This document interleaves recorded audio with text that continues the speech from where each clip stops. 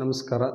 ಸೌರಾಂಶ information technology private limited company ಹಮಾರಾ ದೇಶ್ global project ವಿಷಯ ಕುರಿತು ನನ್ನ ಒಂದು ಅನುಭವಕ್ಕೆ ತಕ್ಕಂತೆ ಗ್ರಾಮೀಣ ಮಟ್ಟದ ನಾಗರಿಕರಲ್ಲಿ ಆಗ್ತಕ್ಕಂಥ ಅವ್ಯವಸ್ಥೆ ಕುರಿತು ಮತ್ತು ಸಾಮಾನ್ಯ ನಾಗರಿಕರಿಗೆ ಸರ್ಕಾರದಿಂದ ಸಿಗ್ತಕ್ಕಂಥ ಸೌಲಭ್ಯಗಳು ಭಾಳಷ್ಟು ಜನರಿಗೆ ವಂಚಿತ ಆಗ್ತಾ ಇದ್ದಾರೆ. ಗುಡಿಸಲಿನಲ್ಲಿ ವಾಸ ಮಾಡ್ತಕ್ಕಂಥ ಸಾಮಾನ್ಯ ನಾಗರಿಕನು ಸರ್ಕಾರದಲ್ಲಿ ಬರತಕ್ಕಂಥ ಯೋಜನೆ ಫಲಾನುಭವಿ ಆಗಿದ್ದರೂ ಸಹ ಅವರು ತಗೊಳ್ಳೋದಕ್ಕೆ ಇಡೀ ದಿನ ಒಂದು ದಿನ ದಾಖಲಾತಿ ಕೊಡೋದಕ್ಕೆ ಹೋಗ್ತಾರೆ, ಇನ್ನೊಂದು ದಿನ ಅಧಿಕಾರಿಗಳು ಮೀಟ್ ಮಾಡೋಕ್ಕೆ ಹೋಗ್ತಾರೆ, ಇನ್ನೊಂದು ದಿನ ಆದೇಶ ಕಾಪಿ ಏನಾಗಿದೆ ಏನಿಲ್ಲ ಅಂತ ತಿಳ್ಕೊಳ್ಳೋದಕ್ಕೆ ಸುಮಾರು ಒಂದು ಯೋಜನೆ ಪಡಿಬೇಕಾದ್ರೆ ಸಾಮಾನ್ಯ ನಾಗರಿಕನಿಗೆ ಹಲವಾರು ಸಮಸ್ಯೆಗಳು ಇರ್ತವೆ. ಕುಟುಂಬ ನಡೆಸೋದಕ್ಕೆ ಅವ್ರಿಗೆ ತೊಂದರೆ ಆಗ್ತಾ ಇರುತ್ತೆ. ಅದರಲ್ಲಿ ಸರ್ಕಾರದ ಯೋಜನೆ ಬೇಕನ್ನೋ ಅಪೇಕ್ಷೆ ಇರುತ್ತೆ ಅವರಿಗೆ. ಆ ಅಪೇಕ್ಷೆನ ರೀಚ್ ಆಗಬೇಕನ್ನೋ ಕನಸು ಕಂಡ ನಾಗರಿಕನಿಗೆ ಸರ್ಕಾರದಲ್ಲಿ ಇರ್ತಕ್ಕಂಥ ಸೌಲಭ್ಯಗಳು ಸರಿಯಾದ ರೀತಿಯಿಂದ ಹೋಗಬೇಕಾದಂಥ ಗುರಿ ಸರ್ಕಾರ ಹೊಂದಿರುತ್ತೆ. ಅದು ಏನಾಗಿದೆ ಅಂದರೆ ಗ್ರಾಮ ಮತ್ತು ಗ್ರಾಮ ಪಂಚಾಯಿತಿಯಲ್ಲಿ ಸರಿಯಾದ ರೀತಿಯಿಂದ ಮಾಹಿತಿ ಅವ್ರಿಗೆ ಗೊತ್ತಿದ್ದರೂ ಸಹ ನಾಗರಿಕರಿಗೆ ತಲುಪಿಸ್ಲಿಕ್ಕೆ ಸಾಧ್ಯ ಆಗ್ತಾ ಇಲ್ಲ. ಇದ್ರ ಮೂಲ ಉದ್ದೇಶ ಏನು ಅಂದರೆ ಸಾಮಾನ್ಯ ನಾಗರಿಕನು ತನ್ನದೇ ಆದಂಥ ದುಡಿಮೆ ಒಳಗಡೆ ಬದುಕ್ತಕ್ಕಂಥ ಒಬ್ಬ ನಾಗರಿಕ ಒಂದು ಸರ್ಕಾರದ ಸೌಲಭ್ಯ ತಗೊಳ್ಳೋದಕ್ಕೂ ಸಾಲ ಮಾಡ್ತಕ್ಕಂಥ ಪರಿಸ್ಥಿತಿ ಬಂದಿದೆ. ಇದನ್ನು ನಿರ್ವಹಣೆ ಮಾಡ್ತಕ್ಕಂಥದ್ದೇ ಹಮಾರಾ ದೇಶ್ ಗ್ಲೋಬಲ್ ಪ್ರಾಜೆಕ್ಟ್ ವಿಷಯ. ಒಂದು ಉದಾಹರಣೆ ಹೇಳಬೇಕಂದ್ರೆ, ಈಗ ನಾನು ಒಂದು BPL ಕಾರ್ಡ್ ತೊಗೋಬೇಕು.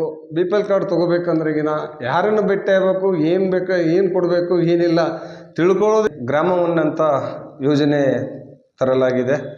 ಗ್ರಾಮವನ್ನಲ್ಲಿ ಇವತ್ತು ನಮ್ಮ ಗಂಗಾ ಕಲ್ಯಾಣ ಯೋಜನೆ ಬಂದಿದೆ ಅಂದ ತಕ್ಷಣ ಹೋಗಿ ಅರ್ಜಿ ಹಾಕೋದಕ್ಕೆ ಸಾಮಾನ್ಯ ಕುಟುಂಬದವರು ಹೋಗ್ತಾರೆ. ಅಲ್ಲಿ ಹೋದಾಗ ಏನು ಹೇಳ್ತಾರೆ, ಇಲ್ಲ ರೀ ಇವತ್ತು ಡಾಟಾ ಸ್ಲೋ ಇದೆ, ನಾಳೆ ಬನ್ನಿ ಅಂತ ಹೇಳ್ತಾರೆ. ನಾಳೆ ಬನ್ನಿ ಅಂತ ಹೋದಾಗ ಒಂದು ದಿನ ಕೂಲಿ ಬಿಟ್ಟು ಹೋಗಿರ್ತಾನೆ. ಮತ್ತೆ ಮರುದಿನ ಹೋದಾಗ ಆಯಿತು ಇವತ್ತು ನೋಡೋಣ ರೀ, ಸ್ವಲ್ಪ ಡಾಟಾ ಸ್ಲೋ ಇದೆ, ಒಂದು ತಾಸು ಕುಂತ್ಕೊಳ್ರಿ ಅಂತ ಹೇಳ್ತಾರೆ.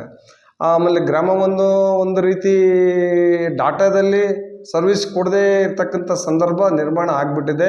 ಇವತ್ತು ಗ್ರಾಮದಲ್ಲಿ ಇರ್ತಕ್ಕಂಥ ಕುಟುಂಬಗಳು ಇರೋದೇ ಒಂದು 700ರಿಂದ 8 ಜನ ಇರ್ತಾರೆ.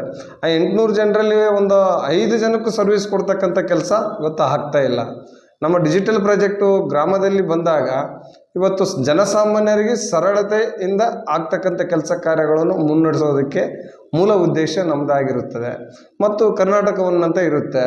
ಆ ಕರ್ನಾಟಕವನ್ನದಲ್ಲಿ ಈಗ ಈ ಖಾತಾ ಅಂತ ಮಾಡಿದ್ದಾರೆ, ಬಿ ಖಾತಾ ಅಂತ ಮಾಡಿದ್ದಾರೆ, ಆಮೇಲೆ ಈಗ ಎ ಖಾತಾ ಅಂತಲೂ ಮಾಡಿದ್ದಾರೆ. ಆ ಎ ಖಾತಾ, ಬಿ ಖಾತಾ, ಈ ಖಾತಾ ನಗರಕ್ಕಿದ್ರೆ ಗ್ರಾಮಕ್ಕಿರಲ್ಲ, ಗ್ರಾಮಕ್ಕಿದ್ರೆ ನಗರಕ್ಕಿರಲ್ಲ.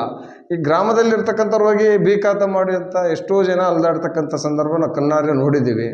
ಆ ಗ್ರಾಮವೊಂದು ಮತ್ತು ಈ ಕರ್ನಾಟಕವನ್ನು, ಬೆಂಗಳೂರನ್ನು, ಬಳ್ಳಾರಿಯನ್ನು ಇವೆಲ್ಲ ಯೋಜನೆಗಳು ಇದ್ದರೂ ಸಹ ಸಾಮಾನ್ಯ ನಾಗರಿಕರಿಗೆ ಸರಿಯಾದ ರೀತಿಯಿಂದ ಸೌಲಭ್ಯದಿಂದ ವಂಚಿತರಾಗ್ತಾ ಇದ್ದಾರೆ.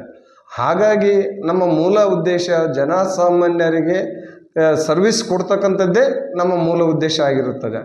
ಮತ್ತು ಇದರ ಜೊತೆಯಲ್ಲಿ ಇವತ್ತು ಸರ್ಕಾರದಲ್ಲಿ ಎಷ್ಟೋ ಯೋಜನೆ, ದೇವರಾಜ ಅರಸು ಯೋಜನೆ ಬರುತ್ತೆ, ನೇರ ಸಾಲ ಬರುತ್ತೆ, ಆನಂತರ ಗಂಗಾ ಕಲ್ಯಾಣ ಅಂತ ಬರುತ್ತೆ, ಆನಂತರ ಮತ್ತು ಈಗ ಕುಟುಂಬದಲ್ಲಿ ಕೌಶಲ್ಯ ಅಭಿವೃದ್ಧಿ ಅಂತ ಬರುತ್ತೆ. ಈ ಥರ ನೂರಾರು ಯೋಜನೆಗಳು ಇರ್ತವೆ. ನೂರಾರು ಯೋಜನೆಗಳು ಈಗ ಸಾಮಾನ್ಯ ಕುಟುಂಬ ಒಂದು ಅರ್ಜಿ ಹಾಕಿ ತೊಗೋಬೇಕಂದ್ರೇ ಸುಮಾರು ಆ ಯೋಜನೆ ಇರೋದೇ 1 ಲಕ್ಷದ್ದಿರುತ್ತೆ.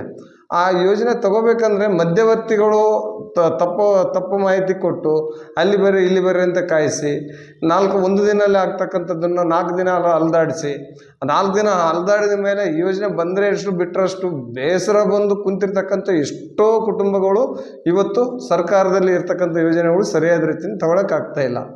ಹಾಗಾಗಿ ಈ ಒಂದು ಡಿಜಿಟಲ್ ವಿಲೇಜ್ ಕಾನ್ಸೆಪ್ಟ್ ಸಾಮಾನ್ಯ ಕುಟುಂಬಕ್ಕೆ ತಲುಪಬೇಕನ್ನೋದೇ ನಮ್ಮ ಮೂಲ ಉದ್ದೇಶ ಆಗಿರುತ್ತದೆ.